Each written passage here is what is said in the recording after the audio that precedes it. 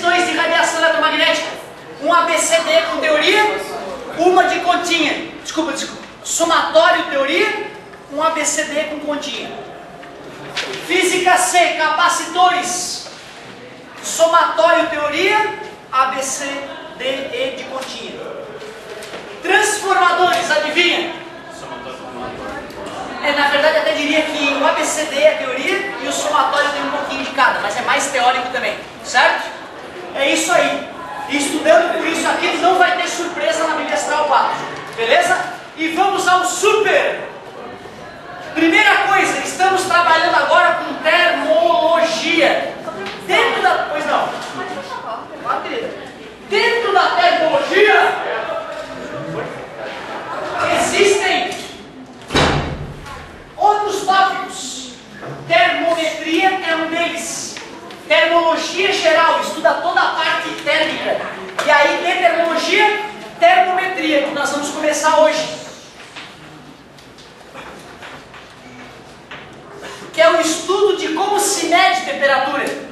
Para que a gente consiga discutir legal essas coisas, nós precisamos de alguns conceitos básicos. Eu preciso que tu saiba o que é temperatura. Eu preciso que tu saiba temperatura. Eu preciso que tu saiba o que é calor, o que é equilíbrio térmico. Seria interessante ter noção do que é energia interna e ainda saber o que diz a lei zero da termologia.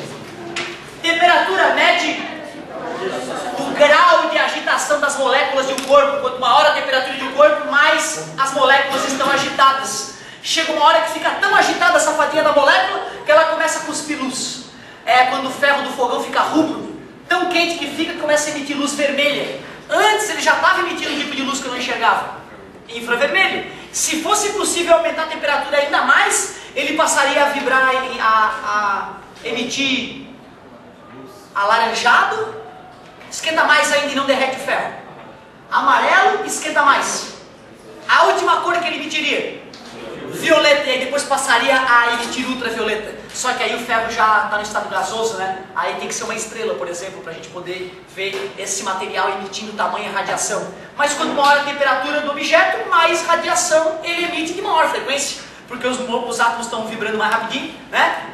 O encosta uma ondinha com a mesma frequência. Começa a vibrar mais rápido, vai cuspir uma radiaçãozinha com maior frequência. Aliás, já que eu acabei falando de radiação, eu quero a lista completa.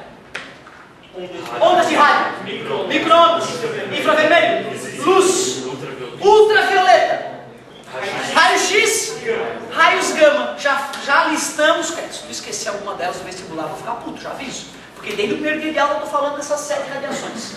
Vamos que vamos! Já sabemos que temperatura mede o grau de agitação das moléculas. Calor, energia térmica em movimento. Estou com calor é uma expressão fisicamente correta? Não, porque o calor não está armazenado em ti, ele está passando por ti. Certo? Então falar fisicamente, este objeto tem um monte de calor. Errado. Eu posso dizer que esse objeto está sendo percorrido por calor, porque o calor sempre flui do corpo de maior temperatura para o corpo de menor temperatura. Calor é energia térmica em trânsito. Mas não fala só energia em trânsito, porque não é toda energia em trânsito que é calor. Por exemplo, corrente elétrica não é energia passando pelo fio? Corrente elétrica é calor? Não, ela pode gerar calor por efeito Joule, mas ela não é calor. Por isso que não adianta falar que calor é energia em trânsito. Calor é energia térmica em trânsito. Aí tá ok. Vai da onde para onde o calor? Isso, pode falar popularmente do quente para o frio. Se tu for escrever na discursiva, tu escreve assim, do corpo de maior temperatura para o corpo de menor temperatura, só para ficar mais elegante. Não que ele fosse estar tudo errado do quente para o frio, mas é porque é muito popular esse linguajar. Mas funcionou bem.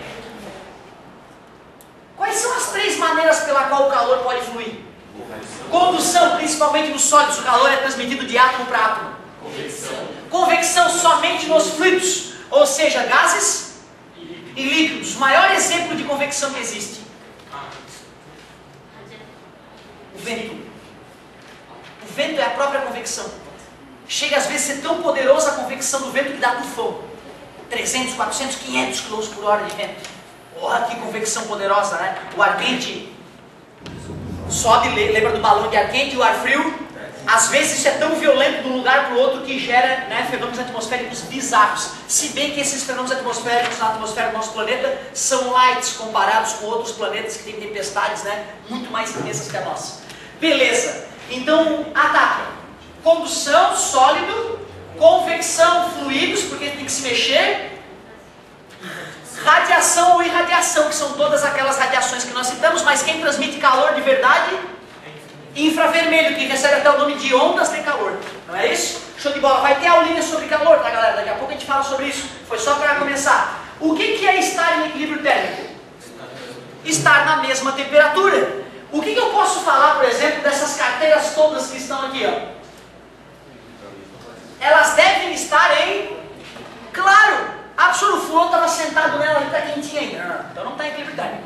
Mas se o fulano saiu há bastante tempo, o corpo que está mais quente vai emitir calor para os corpos que estão mais frios. Os corpos mais frios vão receber parte dessa energia aumentando sua temperatura. O corpo mais quente vai baixar sua temperatura e só vai cessar o fluxo de... quando os corpos atingirem o equilíbrio térmico, que é a mesma temperatura. Professor, mas engraçado, eu boto a mão em materiais que estão próximos, dá a sensação de um estar mais gelado que o outro. Está errada essa sensação. A sensação está errada. Porque não faz sentido a maçaneta da porta estar mais gelada ou mais quente do que a porta que está do lado dela. Se tivesse, teria fluxo de calor até atingir o equilíbrio térmico. Por que quando eu encosto na madeira eu tenho a sensação dela estar menos geladinha do que a maçaneta? Isso, porque na verdade o coeficiente de condutibilidade térmica do metal é maior que o coeficiente de condutibilidade térmica da madeira. Então, embora a madeira e maçaneta estejam na mesma temperatura, quando eu boto a minha mão esfria mais rápido em contato com a maçaneta do que em contato com a porta, iludindo meus sentidos, dizendo que a maçaneta está mais gelada. Tudo bem para vocês? Cuidado com esse tipo de pegadinha no vestibular, tá? Eu já vi muitas vezes o cara perguntar sobre o aço e a madeira que estão no mesmo ambiente. O que podemos falar a respeito da temperatura? Se não tem uma fonte de energia, equilíbrio térmico, mesma temperatura. Mesmo que colocando a mão tu não vá ter essa sensação. Tranquilo, galera? Cuidado com isso aí. Equilíbrio térmico, atingir a mesma temperatura. Vou falar da lei zero. Eu sei que ela é idiota, mas não custa falar.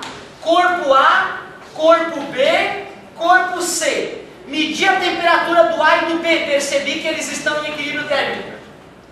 Medir a temperatura do B e do C, percebi que eles estão em equilíbrio térmico. Posso concluir que A e C estão em equilíbrio térmico. Eu sei que isso dá raiva. Professor, não é possível que alguém ganhou fama ao escrever essa lei. Não, não ganhou.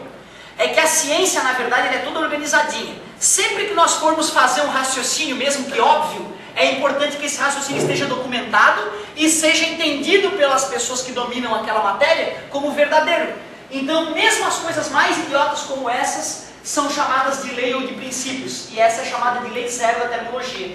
A e B em equilíbrio térmico. B e C em equilíbrio térmico, não precisa nem falar nada. O A com o C também está em equilíbrio térmico. Show de bola. Energia interna. O que será que eu quero falar quando eu estou falando de energia interna de um corpo? Pois é, na verdade, o cara pode até pensar que a energia interna é todo o tipo de energia que está lá dentro. Não é. É só a energia térmica que está dentro do corpo. Como assim dentro? Na verdade, por exemplo, ó, eu não estou mais quente que o ar à minha volta. Certo? Concordo que meus átomos estão sacudindo mais, então, do que os átomos à minha volta? A vibração de cada átomo individualmente, não é? A movimentação, né? Vocês sabem que os gases... É aquela loucura, né? Mas estou falando de cada molécula de gás individualmente vibrando na sua eletrosfera. Elas vibram menos que o meu corpo, né?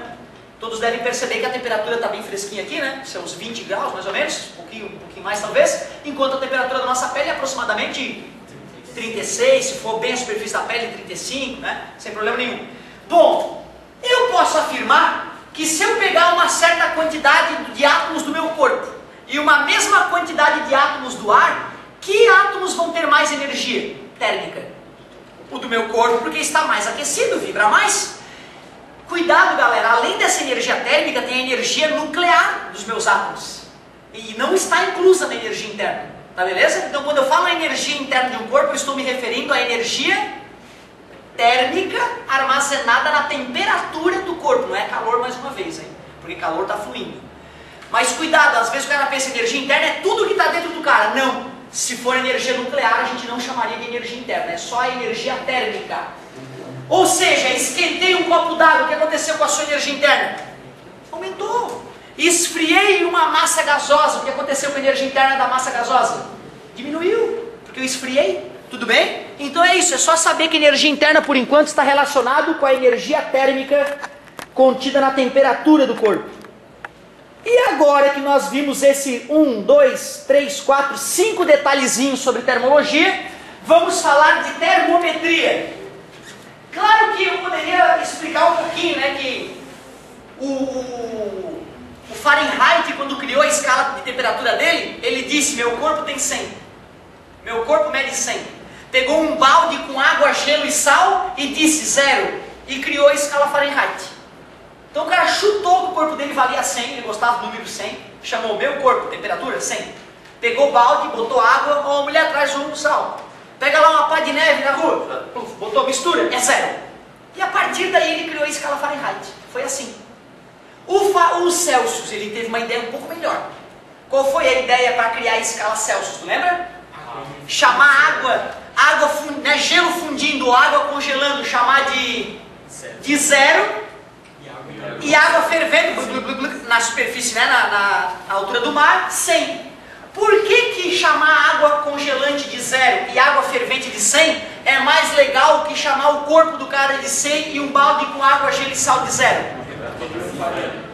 Ô Fahrenheit, quanto é que é de sal? Quantas pitadas de sal? Quanto de neve tu colocou nesse balde? E tu estava quietinho no dia que tu falou que teu corpo estava 100 ou estava se exercitando ou excitado por mais uma descoberta científica? Porque a temperatura muda, né, com a nossa excitação, certo? Então, na verdade, tu vê, era inseguro dizer que a temperatura dele é 100 e que o balde de água, gelo e sal era 0. Era 0 porque outro cara, ao fazer um termômetro em Fahrenheit, poderia não regular esse termômetro adequadamente. Por isso que, embora o Celsius tenha inventado a escala dele depois do Fahrenheit, a escala Celsius foi dominando mais o mundo do que a Fahrenheit. Portanto, o mundo inteiro hoje fala melhor e pensa melhor em Celsius. Porém, os países de origem anglo-saxã, como Estados Unidos, Inglaterra e seus colonizadores, usam até hoje o Fahrenheit. Então, na rádio, tá, nos Estados Unidos, vai escutar a temperatura em Fahrenheit e pode tomar susto, né? Ah, amanhã 50 graus, o mundo está acabando, vai fritar. Não, é porque é 50 graus Fahrenheit, já vamos ver como é que transforma de uma para outra. Beleza? Mas essas escalas, a escala Fahrenheit e a escala Celsius, elas ainda apresentam uma certa fragilidade. Porque ambas chamam de 0 uma temperatura que não acabou.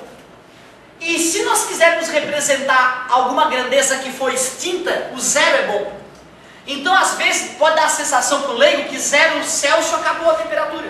Mas nós sabemos que tem menos 10, menos 30. 0 Fahrenheit acabou a temperatura. Não, tem menos 10, menos 20, menos 30 Fahrenheit, menos 300 Fahrenheit, que em Celsius não tem. Mas aí um sujeito chamado Kelvin, aliás, né, o apelido dele, né, devido à rainha Lord Kelvin, porque ele ganhou a comenda, né, de cavaleiro. E aí ele criou uma ideia muito interessante. O que hoje no mundo é conhecido como escala absoluta ou escala Kelvin. Lembrando, hein? A referência que eu vou usar é do Celsius, porque o Celsius foi muito ninja quando ele falou que água congelante é 0 e água fervente é 100. Não é obrigado a decorar, tá? Que 0 graus Celsius é 32 Fahrenheit, que 100 Celsius é... O normal é ter acabado decorando, porque tu fez tanto exercício com aquilo que acabou decorando. Aí é bem-vinda essa decoreba. Agora, peraí que eu vou decorar, vou ficar meia hora aqui decorando. Pelo amor de Deus, vai estudar, certo? Mas se decorou, muito bem-vindo. Quando o Kelvin foi criar a escala dele, ele fez de maneira diferente. Ele primeiro foi estudando o que será que acontece quando eu diminuo a temperatura do meu termômetro ainda mais, e cada vez mais. E ele foi fazendo um estudo matemático sobre isso. Ele percebeu que em todos os gráficos de temperatura que ele fazia, Ao extrapolar esses gráficos para temperaturas muito baixas, temperaturas que ele não conseguia obter porque ele não tinha tecnologia para isso, eles percebiam que todos os gráficos apontavam para uma mesma temperatura mágica. Uma temperatura de menos 273 graus Celsius. Ele então pensou, poxa, se usando diferentes escalas termométricas e estudando corpos a baixa temperatura, eu consigo obter os mesmos gráficos tendendo ao mesmo ponto, é porque possivelmente essa temperatura que eu calculei deve ser a menor temperatura que existe. O estudo que ele fez para chegar a essa conclusão, galera, não é um estudo simples, por isso que eu não deduzo essa ideia para vocês.